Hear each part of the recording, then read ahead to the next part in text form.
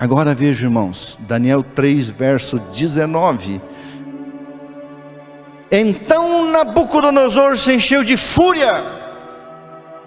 Você lê em Apocalipse, nós vamos ler esses dois textos. Se encheu de fúria e transtornado o aspecto do seu rosto contra Ananias, Misael e Azarias. Agora sim, eu não aguento mais. Abre lá em Apocalipse 13. Você pode depois estudar esses dois paralelos, palavra por palavra, citação por citação. Apocalipse 13, Apocalipse 12, 12 e Apocalipse 12, 17.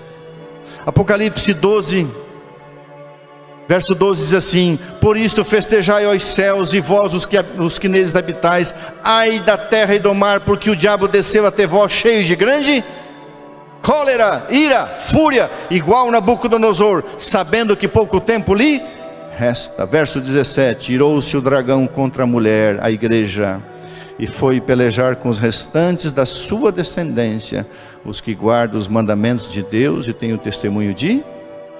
A mesma fúria de Nabucodonosor será a fúria de Satanás através dos agentes humanos.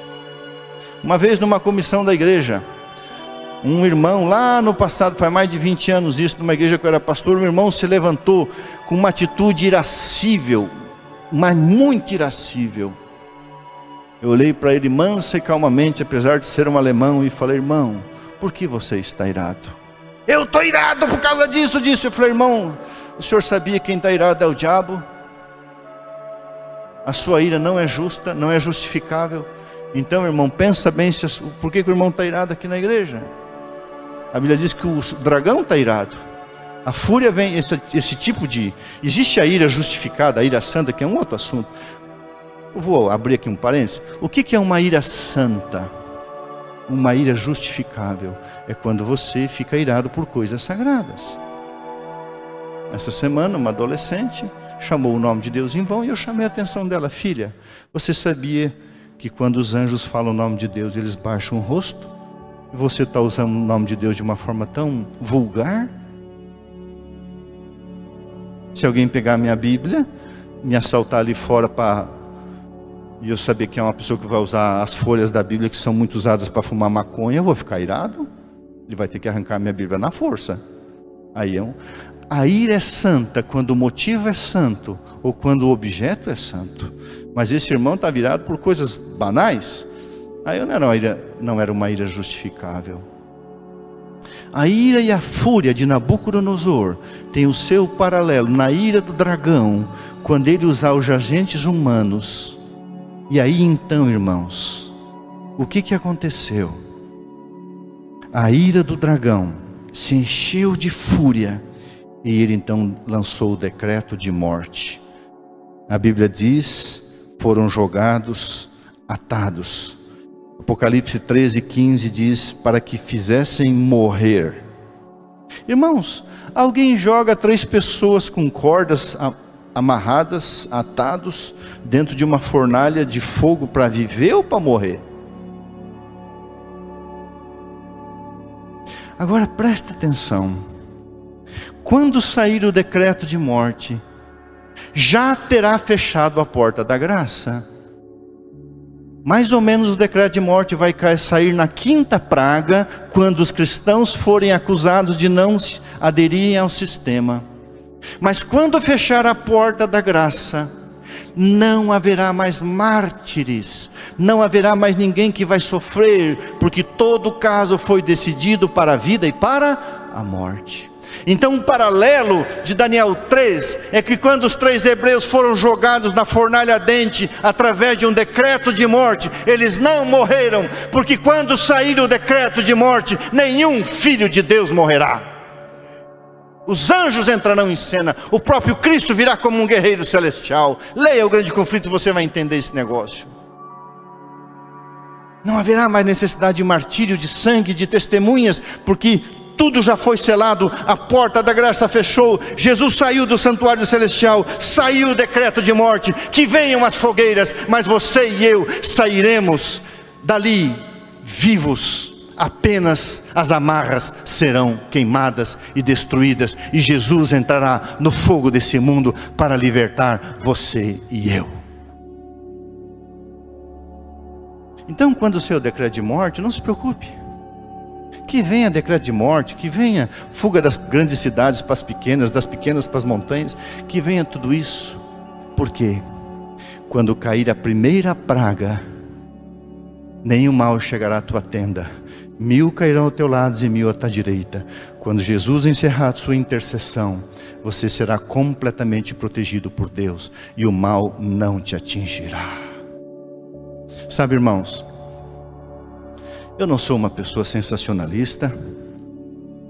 Eu apenas me empolgo com a escatologia e a profecia. Porque por muito tempo, como pastor, eu acreditei.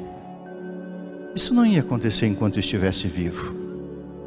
Mas de alguns anos para cá, eu passo a acreditar no meu fórum íntimo.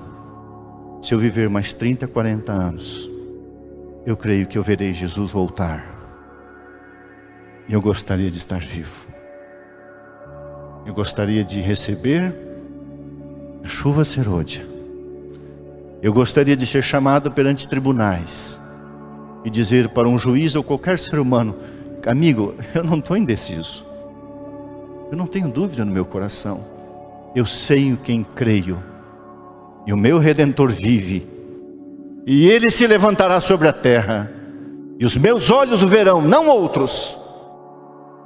E quando o decreto de morte sair, e a irmã White diz, na noite, na meia-noite, literalmente, na hora mais escura do dia, literalmente falando, na hora mais escura da noite, à meia-noite, mas também simboliza na hora do maior aperto, quando o mundo estiver para destruir o povo de Deus, as fornalhas se acendendo, Jesus entrará na atmosfera da terra e libertará o seu povo e levá-lo para a glória celestial. Eu já mencionei aqui, em outros lugares, o poder que emerge da terra. Os Estados Unidos da América do Norte tem mais de 1000 bases militares no mundo. Sabe o que é uma base militar? É uma parte do exército, da marinha, da aeronáutica. É uma região onde eles têm domínio. Dali eles podem controlar o mundo. Em uma hora, os Estados Unidos conseguem cobrir 70% do globo terrestre para proteger, especialmente, aquilo que interessa hoje, que é o petróleo. 12 porta-aviões circulam os mares do mundo protegendo o petróleo.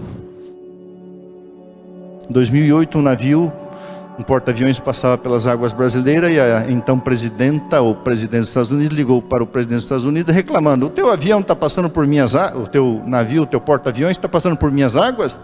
E o então presidente respondeu, Barack Obama, disse: quem protege a sua exploração de petróleo nas bacias que você tem nos seus mares? Você não tem nenhum porta-aviões.